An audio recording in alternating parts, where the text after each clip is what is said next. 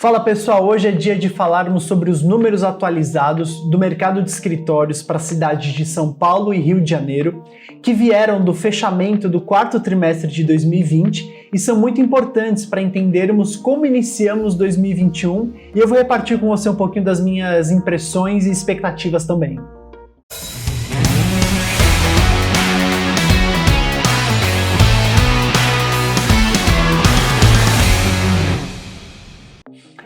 Fala pessoal, tudo bem? Sejam bem-vindos a mais um vídeo aqui no canal da Buildings no YouTube. E antes de mais nada, eu gostaria de desejar para cada um de vocês um feliz 2021. Agradecer a todos aqueles que nos acompanharam durante o ano de 2020, que foi um ano que a gente aumentou a nossa exposição aqui com a quantidade de vídeos. E também te dar as boas-vindas, você que está chegando por aqui, e já te convidar a se inscrever no canal, deixar o seu like se esse conteúdo for do seu interesse e também deixar teus comentários durante o vídeo ou ao final do vídeo para a gente poder trocar alguma ideia e gerar os próximos conteúdos. Bom, como eu falei na introdução desse vídeo, vocês já viram no título, a ideia aqui é falar um pouquinho sobre os números atualizados do mercado de escritórios na cidade de São Paulo e Rio de Janeiro, que vieram desse fechamento, né, do quarto trimestre de 2020. Então, bom, sem mais delongas, vamos para os primeiros números aqui. A gente vai falar primeiro sobre o mercado classe A, tá, de escritórios na cidade de São Paulo.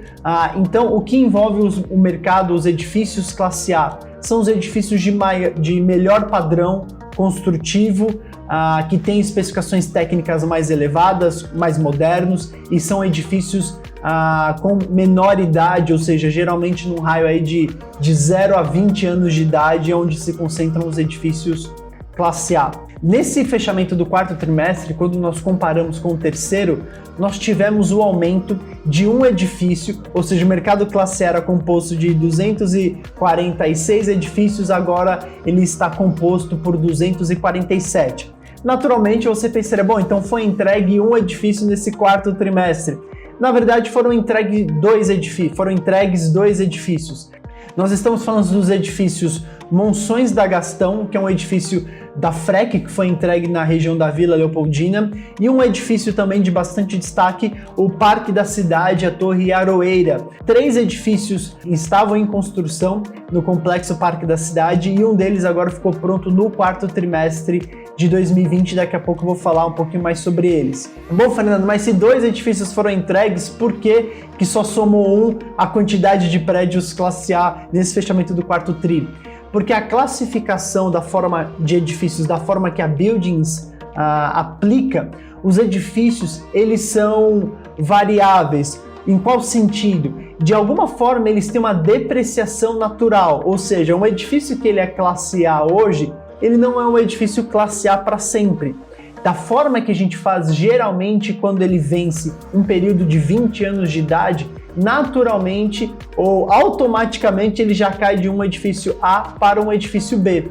Então o que aconteceu nesse fechamento do quarto trimestre é que nós tivemos um edifício caindo de A para B, 2 novos edifícios sendo entregues no mercado classe A, e aí o delta disso foi apenas do acréscimo de um edifício no mercado classe A, tá certo? Por conta dessa entrega, quando a gente soma a nova entrega com o edifício que saiu, mais os edifícios que entraram, o estoque total do mercado classe A perdeu 10 mil metros, ou seja, era um estoque total de 4 milhões e 67 mil metros quadrados, e agora passa a ser um estoque de 4 milhões e 57 mil metros quadrados, por conta dessa troca de edifícios que eu já mencionei. Esses 2 edifícios novos que foram entregues somaram um novo estoque de 51.600 metros, tá? Os 2 edifícios somados têm essa metragem que agora estão disponíveis para o mercado classe A da cidade. A atividade construtiva, que é um outro índice também que a gente observa, ela vem reduzindo. É um pouco natural, quanto mais edifícios você tem em construção e eles vão sendo entregues, reduz a atividade construtiva. O que pode aumentar a atividade construtiva é o início de novas construções, que nesse último trimestre nenhum edifício startou a construção entrou nesse processo. Então a gente tem uma queda no volume total de atividade construtiva nesse fechamento do quarto trimestre. O volume agora é de 494 mil metros quadrados sendo construídos simultaneamente, que serão entregues ao longo de 21, 22 e 23, muito mais dessa porcentagem em 2021, tá? Falando também sobre atividade construtiva, e como eu já citei também essa questão do novo estoque, nós tínhamos a expectativa de que 3 edifícios fossem entregues no final, na verdade não só 3 edifícios, muitos outros edifícios que seriam entregues ainda em 2020, seguindo a previsão das construtoras e dos proprietários, mas muitos deles foram postergados agora, as entregas para 2021, Brasília Square Offices e as próprias outras torres do Parque da Cidade. Então o volume de entrega que seria já médio em 2021 acaba sendo agora um volume maior, a expectativa é de um número maior de entrega, o que pode no final do ano também impactar na taxa de vacância. Falando propriamente agora sobre a taxa de vacância, ela subiu, continuou nesse processo de elevação desde o segundo trimestre de 2020, né? Então, recapitulando aqui, no primeiro trimestre de 2020, a taxa de vacância estava caindo, ela estava em 11,6, 11,67 para ser mais exato, e aí no segundo tri ela subiu para 13,3, no terceiro tri 16,1, e agora no quarto tri 17,1, ou seja, ela subiu 1 ponto percentual. Isso tem a ver com a entrega dessas duas torres, que na verdade era para ter aumentado ainda mais a taxa de vacância se as outras torres também tivessem sido entregues, o que nesse sentido foi bom para segurar o índice de taxa de vacância, mas também tem um impacto muito grande por conta da absorção líquida. E deixa eu fazer uma pausa aqui. Se você ainda não está muito familiarizado com esses conceitos de atividade construtiva, taxa de vacância, absorção líquida, que é o que eu vou falar agora, a gente vai deixar aqui no card um vídeo que nós fizemos explicando esses conceitos, esses índices do mercado de escritórios. Então qualquer coisa, dá uma pausa nesse, vai visitar aquele vídeo e depois volta para cá. Então, falando sobre a absorção líquida no mercado classe A de São Paulo, nos últimos 3 trimestres nós tivemos um índice de absorção líquida negativo, tá? Que é quando o mercado tem um volume de devoluções maior do que um volume de ocupações naquele trimestre. Então, historicamente, a Buildings monitora o mercado desde 2005, foram raros os trimestres que nós tivemos absorção líquida negativa e nunca havia acontecido de você ter 2 trimestres com absorção líquida negativa consecutivos. Ou seja, já aconteceu de, eventualmente, uma empresa que sai no finalzinho do trimestre, não dá tempo da outra entrar, e na hora que você fecha, o mercado fechava com menos metros quadrados ocupados, mas logo no trimestre seguinte, esses metros quadrados eram de fato ocupados e aí o mercado continuava crescendo. E, obviamente, a explicação todos vocês sabem, por conta do momento de saúde, da pandemia que nós estamos vivendo, a quantidade de metros quadrados devolvido das empresas tem sido bem alto e isso fez com que nós tivéssemos o 3º trimestre consecutivo de absorção líquida negativa. Bom, essa é a notícia ruim para o mercado. A notícia boa, se é que a gente consegue olhar o copo meio cheio, é que essa líquida negativa no 4º trimestre foi menor do que a líquida negativa no 3º trimestre. Vamos falar aqui contando um pouquinho dessa história. Então, para vocês terem uma ideia dos comparativos, tá? No 1º trimestre de 2020, a líquida foi positiva em 51 mil metros. Ou seja, se a gente comparar com o 4º tri de 19 para o 1º tri de 20, o mercado classe A em São Paulo tinha mais 51 mil metros quadrados ocupados. E aí, quando a gente fechou o 2º trimestre, que foi basicamente final de junho, o mercado ele perdeu 15 mil metros quadrados ocupados. No 3º trimestre, a gente perdeu 67 mil metros quadrados ocupados, que foi a grande líquida negativa por classe A. E agora, nesse 4º trimestre, a líquida negativa foi de 18.100 metros quadrados aproximadamente. Ou seja, a líquida foi negativa menor do que no 3º tri, mas ainda assim uma líquida negativa, ou seja, com volume de devoluções bem grande. Só para vocês entenderem de uma forma também diferente, quando a gente pega essa líquida negativa, ou seja, os 18 mil metros quadrados de devoluções, a gente está falando de aproximadamente 50 edifícios que tiveram algum tipo de devolução versus 28 edifícios que tiveram algum tipo de ocupação. Tá? Então não é dizer que só empresas devolveram e ninguém ocupou. Não, nós tivemos um volume de empresas também fazendo novas locações, algumas delas oriundas de devoluções, ou seja, a empresa devolveu 2.000 metros e foi ocupar 1.000 metros em outro edifício. Mas é importante vocês entenderem esses números gerais, ou seja, 50 edifícios tiveram devoluções, mais ou menos, e 28 edifícios tiveram novas ocupações. E a gente teve uma absorção bruta, que é basicamente o volume, olhando só de novas ocupações, de aproximadamente 54.000 metros quadrados. Então esse é o resumo sobre a cidade de São Paulo. Vamos mudar aqui para o Rio de Janeiro e aí depois eu vou falar um pouquinho sobre as minhas perspectivas para as duas cidades. Se vocês já acompanharam as nossas últimas lives, que estão aqui no canal também, a nossa participação em lives de outros produtores de conteúdo aqui no YouTube, a gente falou sobre o mercado do Rio de Janeiro que não estava com volume de devoluções igual às devoluções que estavam acontecendo em São Paulo. Isso até nos intrigava, de certa forma, de pensar, pô, por que São Paulo está devolvendo tanto e Rio de Janeiro não está devolvendo? Até parte da nossa explicação, da nossa leitura no último trimestre, basicamente no ano passado, era de entender assim, bom, o Rio de Janeiro já passou por crises muito severas, mais severas até do que São Paulo, e talvez as empresas que estão instaladas já estão magras o suficiente, não tem muito mais como devolver esses espaços. Porém, quando a gente olha agora o fechamento do quarto trimestre de 2020, o que nós vemos é que, infelizmente, isso não era 100% verdade, talvez fosse uma explicação até aquele momento, mas que agora a gente vê um cenário diferente. Indo de trás para frente, a absorção líquida no Rio de Janeiro agora, ela fechou em 19.200 mil metros negativos. Tá? Só para vocês entenderem porque dessa diferença de números, ou seja, qual que foi a mudança, no segundo trimestre de 20, já no meio da crise, e no terceiro trimestre de 20 também, quando o São Paulo já estava registrando absorções líquidas negativas, o Rio de Janeiro teve 2 trimestres de absorção líquida positiva, ou seja, você tinha mais metros quadrados ocupados do que anteriormente, o que era até diferente de se pensar, estranho de certa forma. Ou seja, no segundo tri nós tivemos 4.500 metros de líquida positiva, mais ou menos, e no terceiro tri nós tivemos 6.100 metros de líquida positiva. E agora a gente tem uma devolução de 19.200 metros aproximadamente, ou seja, de fato mostra que o Rio de Janeiro demorou um pouquinho mais. Não acho que é entender o cenário, mas as empresas demoraram mais para tomar essas decisões, mas que agora as devoluções começaram a aparecer de fato. Quando a gente olha esse comparativo de edifícios que tiveram absorções, apenas 3 edifícios tiveram novas ocupações de empresas e uma lista muito maior, que eu até vou tentar chegar no número aqui agora, mas algo como 17 edifícios tiveram devoluções. Tá? Então, obviamente, as devoluções foram muito maiores agora, até por conta disso a gente chega numa líquida tão negativa. E aí, falando dos principais índices, a taxa de vacância do Rio, se também você está acompanhando, você sabe que ela já estava alta, faz aproximadamente um ano que ela fica ali entre essa casa de 38%, 39%, sobe, desce um pouquinho, fica trocando de mão.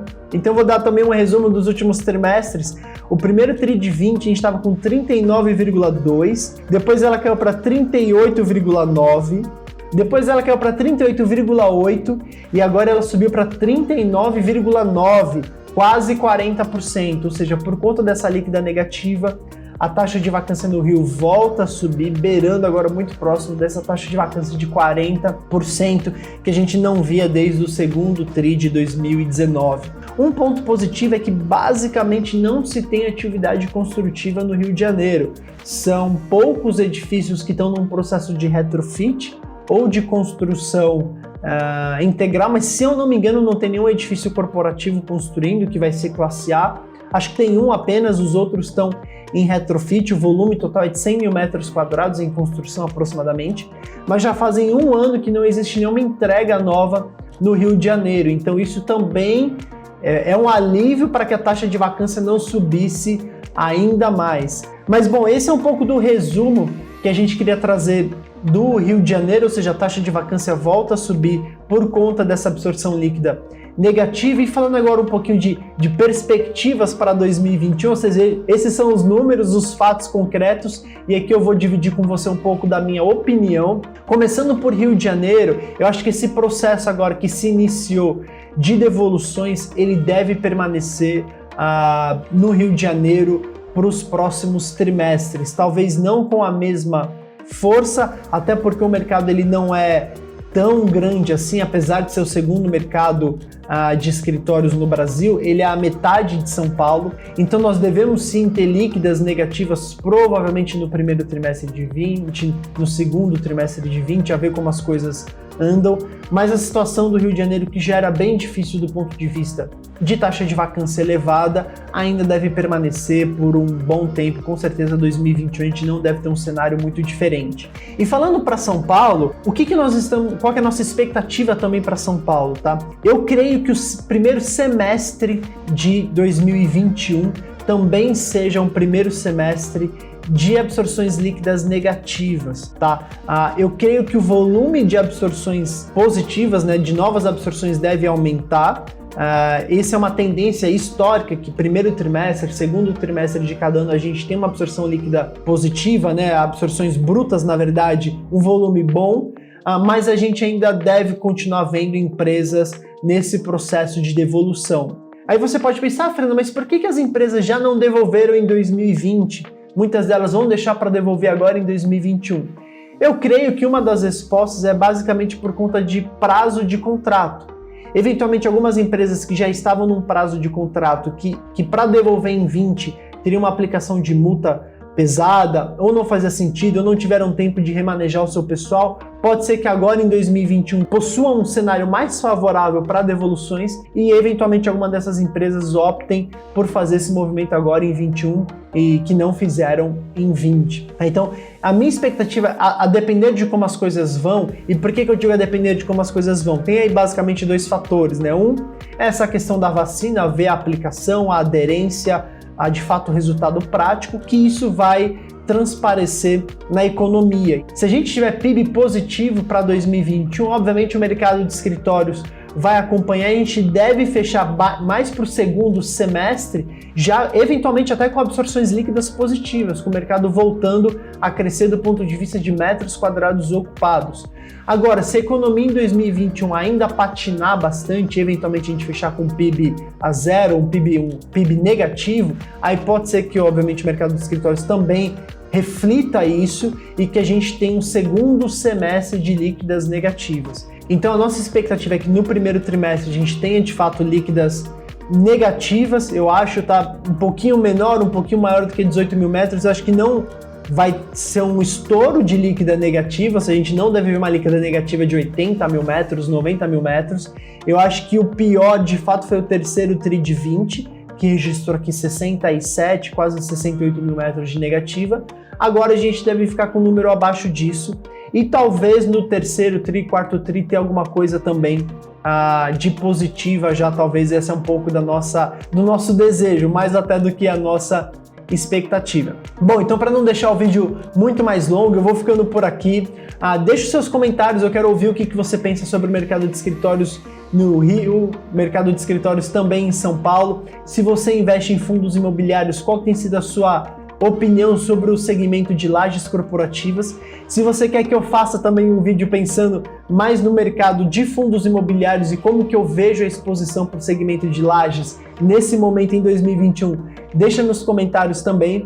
E se você gosta de ter acesso a esses dados, se você trabalha numa empresa que precisa ter dados imobiliários, conheça o CRTool, que é a ferramenta que é onde eu estou batendo o olho aqui para ter esses dados atualizados, ou seja, uma ferramenta que a gente disponibiliza nós aqui na Buildings. Então, se você tem interesse em acessar dados sobre o mercado de escritórios, entre em contato conosco. E se você é um investidor, pessoa física de fundos imobiliários, a Buildings também tem um produto para vocês em parceria com o Funds Explorer, que é o Funds Data, ou seja, você tem a possibilidade de acessar todos os edifícios comerciais e condomínios industriais e logísticos que estão na estrutura de fundos imobiliários em ver inquilinos, de fato quem são os proprietários, ver o histórico daquele imóvel e compará-lo com outros imóveis da mesma região para te ajudar a tomar decisões melhores. A gente vai deixar o link na descrição também para você conhecer o Funds Data.